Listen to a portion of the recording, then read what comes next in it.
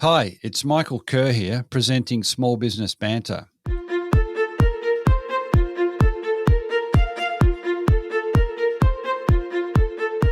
A healthy micro and small business sector means a successful economy and a more vibrant society. Small Business Banter is about helping regional business owners better prepare for current challenges, but also for the next stage of business success. I'm Michael Kerr, founder of KereKere, advisors to business owners.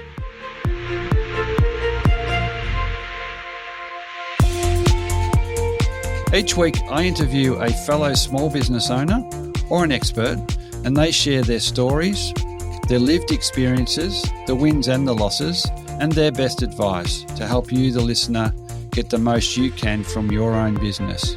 Small Business Banter is brought to you from the studios of 104.7 Gippsland FM and is heard across Australia on the Community Radio Network. And thanks also to KereKere, supporters of the show.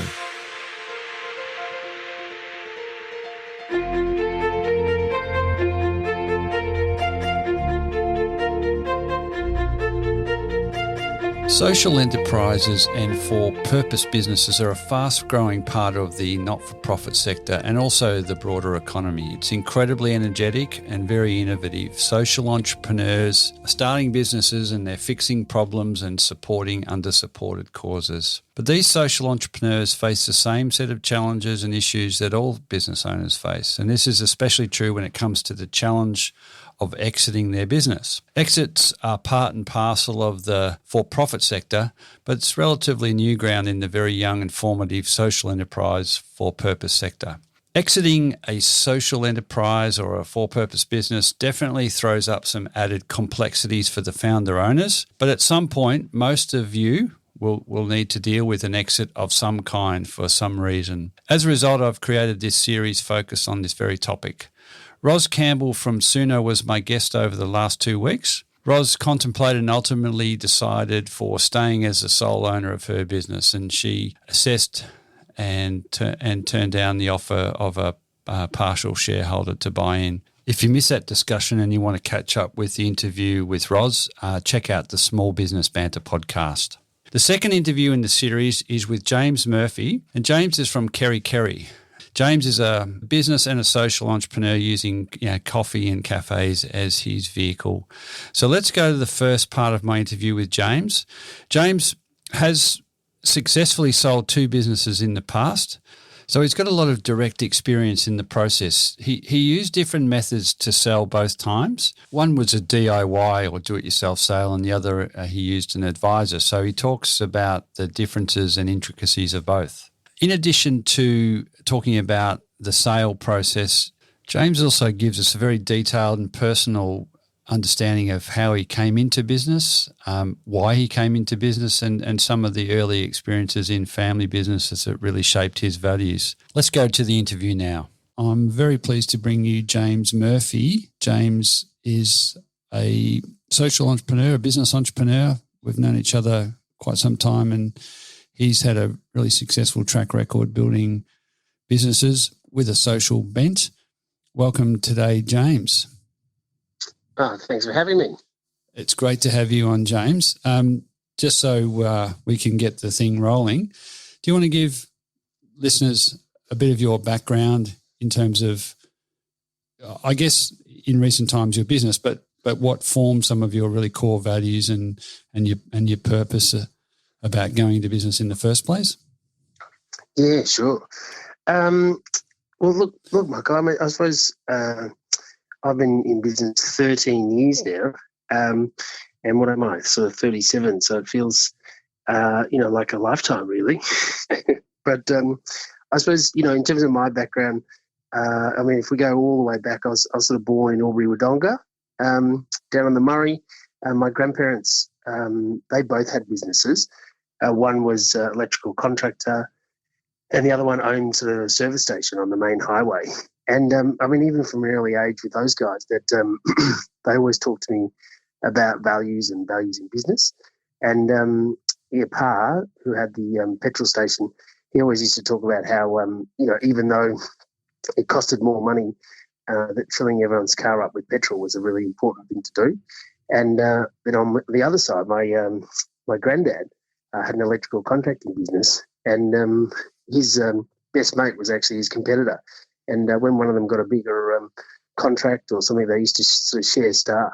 So from an early age, they were sort of some of my experiences of business and those sort of things. Yeah, so both family business, small business, and all the nuances of competition and collaboration. They probably didn't call it collaboration then. Yeah, well, I think it was just sort of second nature to them, in terms of a small sort of rural community. And then I suppose, my dad's an accountant. And then, when I was at a young age, we actually moved over to Fiji. And, at the time, Dad was, he sort of worked, in receiverships a lot. The bank over there had sort of gone bust. So as a kid, I, had a heap of exposure to a whole lot of businesses that he sort of took over, essentially, as part of that sort of transaction. So he was a managing partner at KPMG. So as a kid, I distinctly remember sort of, whether it be resorts or different sort of supermarkets or whatever, sort of being surrounded by businesses, even from a young age. Yeah, so that was sort of my sort of background. And then, my family lived over there for sort of 10 years. And then, I came to boarding school here in Melbourne, and loved that and enjoyed that. But then I went off and decided that being an accountant, like my father and my two uncles, was sort of not the path for me. And I then became a social worker, and so I sort of followed that path, and then sort of practiced as a social worker in family services and a whole lot of areas for a little while. And then I suppose just that sort of burning drive to have a sort of business and those sort of things just sort of was always there. And so back in 2007, I set up sort of KereKere, and it's still called KereKere today. Yeah, that KereKere, I mean, I know that story pretty well, but tell me or tell the listeners about the KereKere story, because it started in Fiji, correct? Yeah, absolutely. So KereKere, it's a Fijian custom in which a relative or neighbour can request something, and it must be willingly given with no expectation of repayment. So I suppose, growing up in Fiji and that sort of notion of sharing and caring was really strong for me as a child. So when it came to sort of setting up a business, that sort of really resonated with me.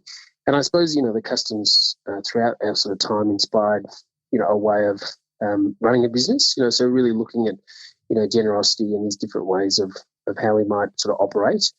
And, it's sort of really been sort of a great guiding principle of that notion of giving without expectation, throughout the entire business journey. Yeah, and as at today, we'll come back to the businesses you've had, but KereKere is an overarching brand. Would that be fair to say? And a philosophy that has guided you to 3 businesses? Is it 3? Yeah, look, and we have sort of different iterations, even within that now. I mean, it's just by fluke, really, that it sort of evolved. And I mean, when we started out, we were a coffee cart, so it was the KereKere coffee carts, and then we grew to build a sort of purpose-built kiosk. So then it was the KereKere kiosk, and then we sort of launched a business down at the Boyd Community Hub, in the sort of City of Melbourne's first sort of community hub down there. And that became, KereKere South, given it was in South Bank. And now we have a sort of shop in the Fitzroy Gardens, which we sort of call KereKere Green, referencing obviously, the gardens, but the sort of large open sort of space opposite us. But sort of since then, I suppose now we've got sort of smaller iterations of each of them. So even though we have the location, I suppose the cafe called KereKere Green, within that we have, KereKere Picnics, which has become sort of quite a substantial sort of, hamper, sort of gift hamper type business within that, and now we've sort of got different sort of elements, and we've sort of even, launched, some different products within that, more recently. Yeah, so it's been right through all those businesses. So if we took a snapshot today, there were, I think, 3 businesses mentioned there. 2 of those you've exited, is that right? The cart at Melbourne Uni and the KereKere South at South Bank. Yeah, absolutely. So, the sort of the cart sort of evolved into a kiosk, and then so the kiosk was, we've sold that, and then also sort of KereKere South, we sort of sold that a couple of years ago too. Okay, so we're a big part of this podcast and these interviews are to share experiences about the process of building, selling those businesses. But today you still have KereKere Green, and I think you're also that business runs largely under management for you. Yeah, it does now. Like I've been lucky enough to, I've got a couple of staff that have been with me, 4 or 5 years, and they pretty much, look after the place. Certainly, they don't put me on the roster anymore, put it that way. I just sort of said I'm a bit slow. You've lost your knack of making coffees and... Oh, I think it's more just talk too much, so everything sort of slows down a bit. Yeah, and they're there to, to drive the business and make it successful. All right, so that's the ultimate is to be able to have a business like that, in my humble opinion anyway, to have a business that you can continue to own and run under management. So you wouldn't exit one of those without very good reason. But let's go back to the couple of businesses that you did exit or did sell. Did you set out when you formed those or started those businesses with a sale or an exit in mind at some point down the track? Look, I mean, I don't think it's it's not sort of front of mind. I think it sort of just creeps up on you, and I mean, probably in terms of specifically about selling, I probably got some advice at some stage.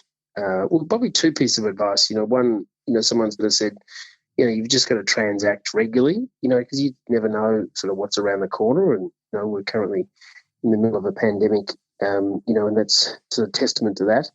No one would have expected that. Something along the lines of always being ready to sell? Well, just about I think, not sort of trying to time it, necessarily, getting in and out at the right time or sort of thinking about it from that point of view of trying to maximise everything.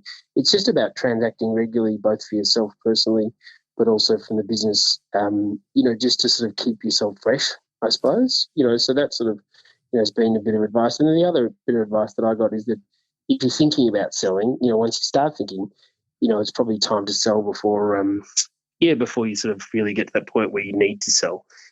So, I mean, but in terms of starting those two businesses, in terms of before chatting with you today, I was thinking, what was it about selling or, what sort of prompted that? And I think it was mainly, something changes in the environment, that sort of changes the nature of the business and probably requires some fresh, sort of enthusiasm and different sort of things. Or you sort of, the other option is where you just sort of run out of, not ideas, but you've sort of maximised, what you can actually contribute. I suppose most of our businesses are very sort of purpose-driven in what we are trying to achieve. So there does become a point where I wouldn't describe it as necessarily being burnt out, but you do sort of, you just sort of lose that enthusiasm, I suppose, at some point. Yeah. Was the having a clear purpose an asset when you were selling, or did it inhibit in any way the sale process? Look, I probably thought it was going to inhibit the process, but in the end, it probably sort of, it was a strength, and I think sort of that's probably a lesson for me. I mean, when I sort of started out, our businesses were very sort of, cause driven in the first instance. And I never sort of imagined how that might sort of transact in a sale. And in that sort of sector, no one had sort of sold a business. No one sort of even sort of headed down that path. So that was sort of new in that way. But I think people do really want a community, and I think sort of if you have that business which creates relationships and really embedded in the community in terms of which you're serving, that really does work for you. And I think that's probably something that I've learned, more recently, I suppose, and probably sort of in my early days was a bit more focused on the business fundamentals and really sort of probably, even though I had this community element driving me personally, so I probably didn't quite see it as a business asset.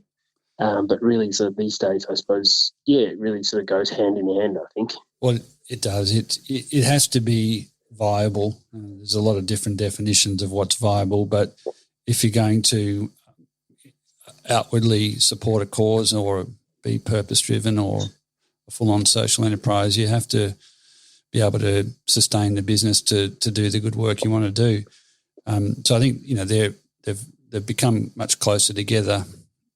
Certainly, I mean, we did some work together on a couple, or at least one of those sales, and I always saw the purpose piece as as a marketing advantage, as long as you had some integrity about who bought the business and could see the value in it.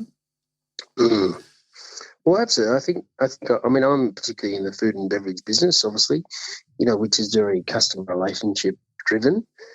So really at the heart of all of that is the authenticity and integrity, because you're essentially serving people, and building relationships is how you sort of build a customer base, and really, so that sort of focus of really that sort of integrity is really important to my businesses.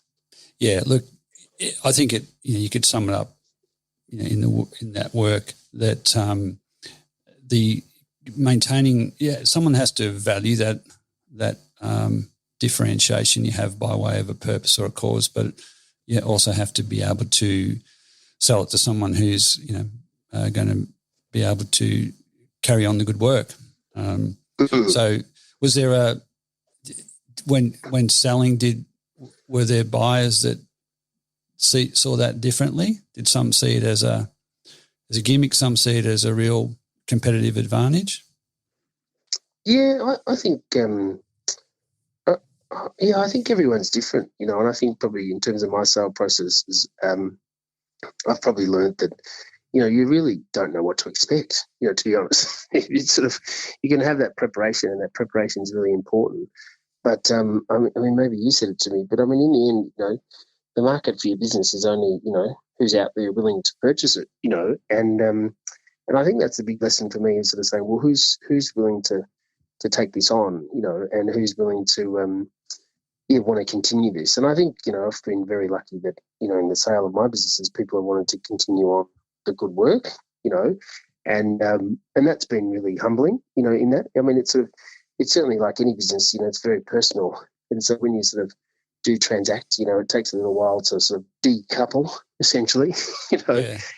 But I've been lucky that I've always had something else, and so that sort of stepping stone or that transition has been really important to enable that sort of smooth process. Yeah, like I think from my dealings with you over quite a lot of years, you've built 3 businesses, same brand, different types of businesses and different locations, but you have it's a pretty, at 37 to have exited a couple is a pretty good effort, James. So for others who are contemplating selling, or are in a situation where they've got a business that they're not quite sure what to do with, what would you be telling them to do today in terms of building value and in terms of getting ready, as you say, maybe for someone who's going to knock on the door, or maybe to go and actually find that ideal buyer? I mean, look, it's a tough question. I mean, I suppose for me personally, I mean, I'm always operating as if, I'm always building, and it's very focused on that growth and finding different ways to keep growing the business. And that's both from a financial point of view, for the business, and, finding different markets and different ways to sort of engage with the customer. But, secondly, it's more just for the challenge to keep yourself stimulated and engaged.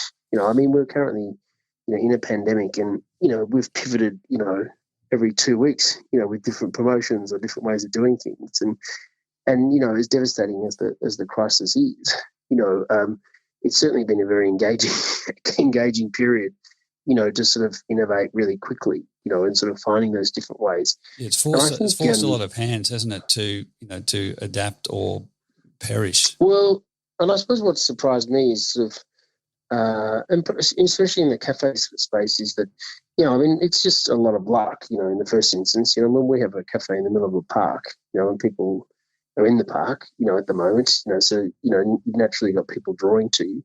But also sort of how quickly you really have to innovate, and I think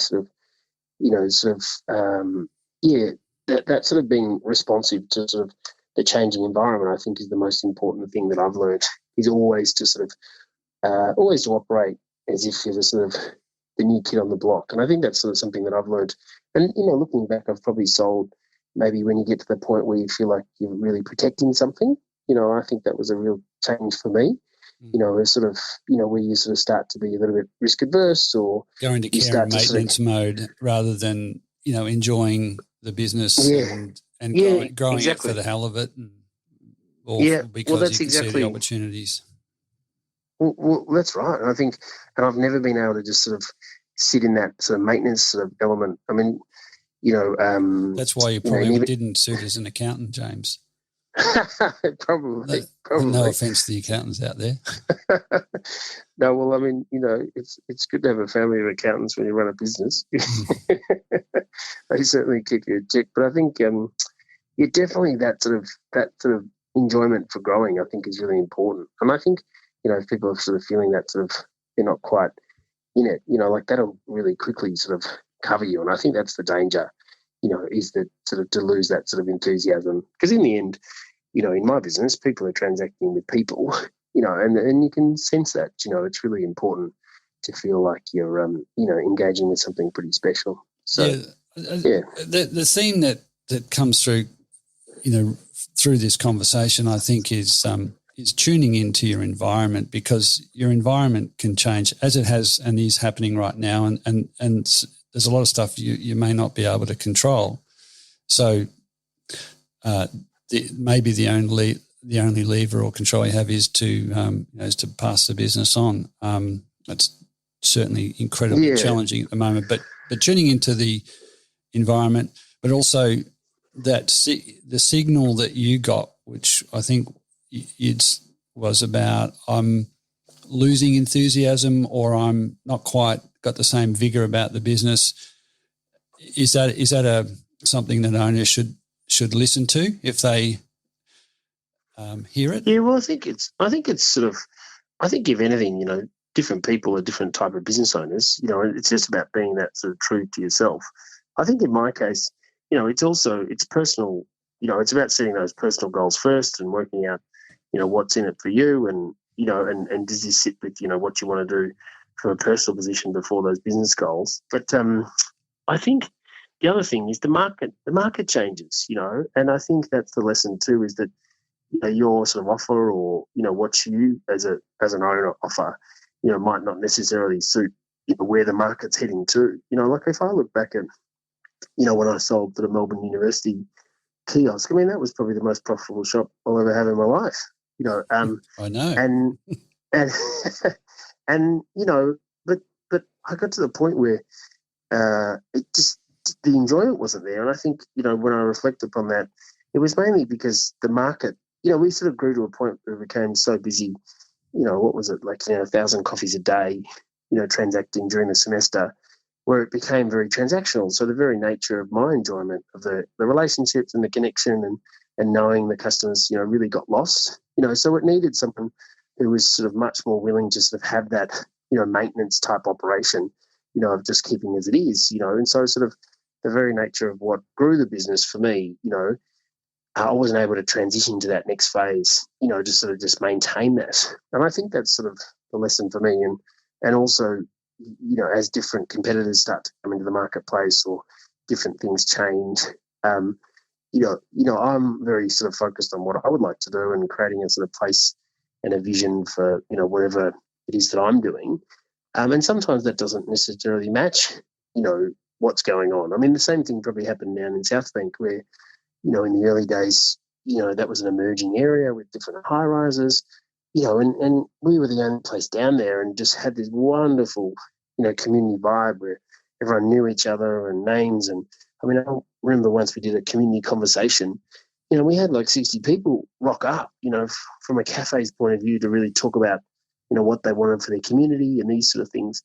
But then what happened is every tower that came, was another sort of group of enormous people, and that sort of human scale sort of got lost. So that was the same sort of thing where people started to care less, and it became sort of more transactional. So, those two times were probably the sort of indication for me that, it was time for someone else to come in, with a different sort of approach. And then if we look at, KereKere Green now, we do a whole lot of stuff in terms of, doing particular favours and community events for the community. And we've been doing that for years, and to be honest, at times you think, hang on a sec, people don't really care about this stuff. But then all of a sudden, global pandemic comes and everyone can't get enough community, and want that sort of feeling and spirit that we sort of, have been doing for years, So sometimes things sort of move, in your favour and back, without you sort of even realising it, I suppose. Yeah. So that was part one of my interview with James Murphy from KereKere. He shared some really practical tips that will apply for all small business and all small business owners. He really did stay on top of his business performance on a day-to-day basis. Ultimately, this made the preparing for sale process that much easier, and I think the outcome was much more effective as a result. The second part will play out next week, and James and I talk more about the some of the mechanics of the sale process, and we touch on a few key issues around staff and the growing interest in employee ownership. So tune in at the same time. The podcast will be available. Just search up Small Business Banter Podcast after the second interview with James.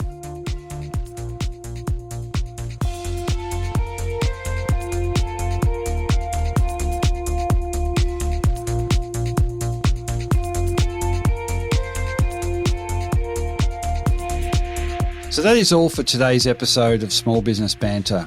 I continue to be inspired, bringing you small business experts and other small business owners and hearing their stories. If you want to listen to any past episode, jump onto your podcast platform of choice and search Small Business Banter. There you will find a diverse and fascinating collection of small business owners and experts openly discussing and sharing their experiences. For any of the links, resources, or information we've talked about on the show today, or to contact me, please head over to smallbusinessbanter.com, or you can find us on Facebook and Instagram. And it would be great to have you tune in the same time next week for another episode of Small Business Banter.